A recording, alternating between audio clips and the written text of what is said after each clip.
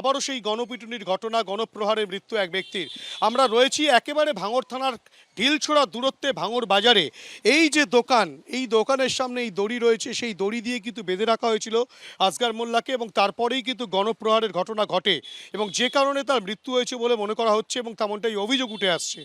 যদিও এই যে ঘটনা ঘটেছে, যখন এই ঘটনা ঘটে সেখান থেকে কিন্তু মাত্র কিছুটা দূরেই ভাঙড় থানা, যেটা কলকাতা পুলিশের অন্তর্গত সেই ভাঙড় থানা, সেই ভাঙড় থানার সামনে সেই গণপ্রহার গণপিটুনির ঘটনা ঘটলো, কিন্তু তারপরেও পুলিশ কিন্তু সঠিক সময় এখানে এসে উপস্থিত হতে পারেনি এবং সেই ব্যক্তিকে কিন্তু তার পরিবারের সদস্যরাই যখন উদ্ধার করে নিয়ে যান তখন কিন্তু তার মৃত্যু হয়েছে, তেমনটাই পরিবারের সদস্যরা জানাচ্ছেন। এই সেই দোকান এখন শাটার বন্ধ অবস্থায় রয়েছে, এইখানেই কিন্তু আসগর মোল্লাকে দেখতে পাওয়া যায় এবং চোর সন্দেহে তাকে বেঁধে রাখা হয় এই দোকানের সামনেই এবং তারপরেই গণপ্রহারের ঘটনা ঘটে।